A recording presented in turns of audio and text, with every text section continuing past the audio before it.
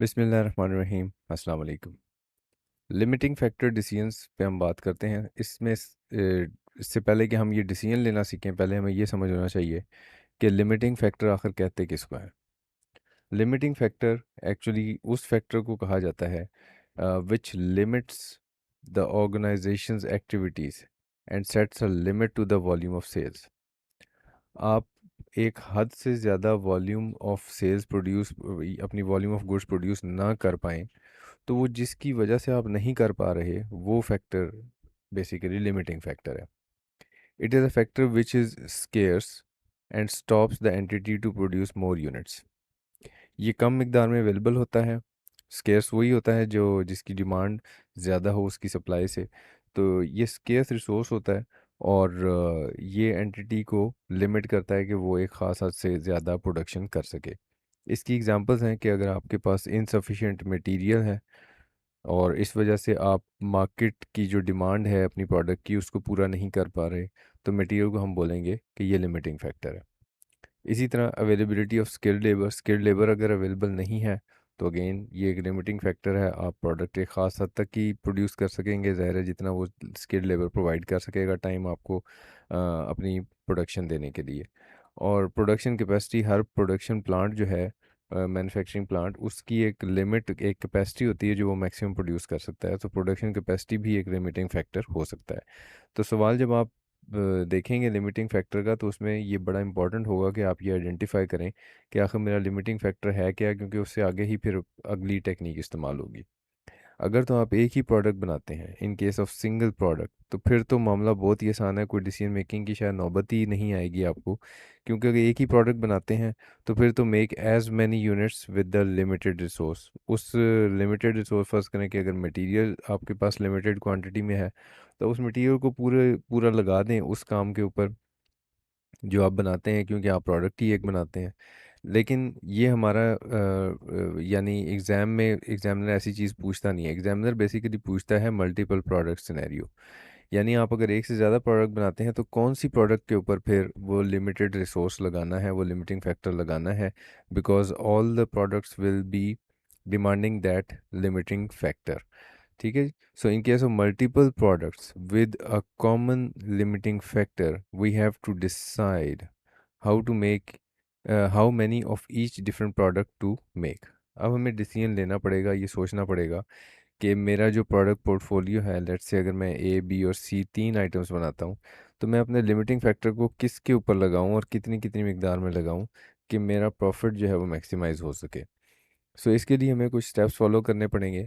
सबसे पहला स्टेप ये है कि we should identify the limiting factor. So given scenario में आप ये पहले तो आइडेंटिफाई करें कि ये लिमिटिंग फैक्टर है क्या। However this step can be avoided if single limiting factor is given in the question. अगर एक ही लिमिटिंग फैक्टर बताया हुआ है एग्जामिनर ने तो आपको इस स्टेप के ऊपर टाइम ज़ाया करने की ज़रूरत नहीं है। ये मसला उसने आपके लिए खुद ही हल कर दिया हुआ है। सेकंड स्टेप ये होगा कि जब आपको पता चल गया कि लिमिटिंग फैक्टर क्या है, तो फिर आप कैलकुलेट करें contribution per unit of each product. हर एक, यानी जैसे मैंने भी कहा कि ए बी सी तीन प्रोडक्ट्स मैं बनाता हूँ, तो ए का भी कंट्रीब्यूशन फाइंड आउट करें। कंट्रीब्यूशन मतलब sales minus variable cost, B का भी और सी का भी। तीनों का पर यूनिट कंट्रीब्यूशन आप फाइंड आउट कर लें, और इसको फाइंड आउट करना बहुत ही आसान है। सेल्स में से वेरिएबल कॉस्ट को आप माइनस कर देंगे तो कंट्रीब्यूशन आ जाएगा। थर्ड स्टेप ये होगा कि आपने जो contribution per unit find out किया है, कंट्रीब्यूशन पर limiting factor of each product, यानी कि आप करें ये कि जो एक यूनिट का आपने कंट्रीब्यूशन फाइंड आउट किया है, जो आपने एक यूनिट का कंट्रीब्यूशन फाइंड आउट किया है, उसको डिवाइड कर दें एक यूनिट को बनाने में जो लिमिटिंग फैक्टर लगता है उससे। ठीक है। तो अगर फ़र्ज़ करें कि आपने ए बी सी तीन प्रोडक्ट्स थी, ए का कंट्रीब्यूशन आपने निकाला 10, इसका 20 और इसका 30।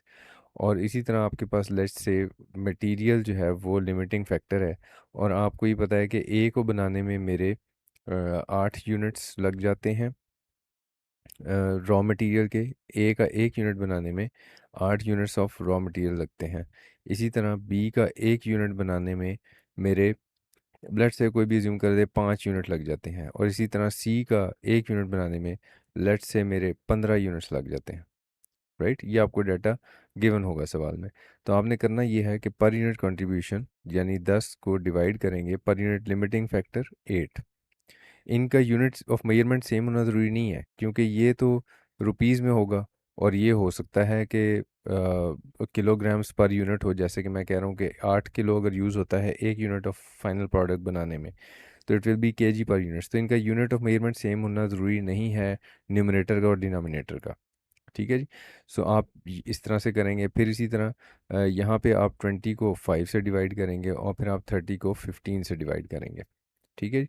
सो this will be 1 point something, this will be 4 and this will be 2। तो इसका कुछ ना कुछ आंसर आ जाएगा। सो इसमें जो आंसर जो हाईएस्ट है वो कौन सा है, वो ये वाला है, बी का। ठीक है। सो ये आंसर्स आपने फाइंड आउट करने हैं और फिर उसके बाद उन वैल्यूज़ की बेस पे प्रोडक्ट्स को रैंक कर देना है। Right. So products with higher value in step 3 will be prioritise. यानी जैसे अभी हम कह रहे थे कि प्रोडक्ट बी जो है वो विन कर रही है, उसके बाद प्रोडक्ट सी की वैल्यूज़ थी, उसके बाद प्रोडक्ट ए की वैल्यूज़ थी। सो इस तरह से हम रैंकिंग बना लेंगे कि हमारे फर्स्ट नंबर पे कौन सा प्रोडक्ट आ रहा है, सेकंड पे कौन सा आ रहा है और थर्ड पे कौन सा आ रहा है। जब आपने प्रायोरिटाइज कर लिया तो फिर आप ऑप्टिमल प्रोडक्शन मिक्स बना सकते हैं। यानी आप ये देखेंगे कि बी की मैक्सिमम डिमांड कितनी है, उस डिमांड को पूरा करने के लिए पूरा सबसे पहले रॉ मटेरियल इस्तेमाल करेंगे बी की डिमांड पूरी करने के लिए। फिर उसके बाद सी की डिमांड पूरी करने के लिए पूरा रॉ मटेरियल इस्तेमाल करेंगे। और फिर उसके बाद आप ए के लिए जो अगर कुछ बच जाएगा तो फिर रॉ मटेरियल ए को बनाने में इस्तेमाल करेंगे। Follow the ranking in step 4। और कंट्रीब्यूशन पर यूनिट को जब आप मल्टीप्लाई करेंगे रिक्वायर्ड प्रोडक्शन से, जितनी प्रोडक्शन आप बनाएंगे, जैसे बी के केस में आपने जितनी भी डिमांड थी मार्केट में जो कि आपको गिवन होगी सवाल में, उससे आप मल्टीप्लाई करेंगे। तो कंट्रीब्यूशन को मल्टीप्लाई करेंगे जो आपने एक्चुअल प्रोडक्शन अब बनाई है, तो उससे आपको पता चल जाएगा कि हम कितना प्रॉफिट एक्चुअली अर्न कर रहे होंगे। सो इस तरह से मैक्सिमाइज हो जाएगा हमारा कंट्रीब्यूशन। सो इन चीज़ों को हम जब न्यूमेरिकल्स में सॉल्व करेंगे तो ये मज़ीद क्लियर हो जाएंगी। यहाँ तक आपका कोई अंडरस्टैंडिंग के हवाले से कोई सवाल होगा तो फिर हम उसको आंसर करेंगे। Thank you very much, take care.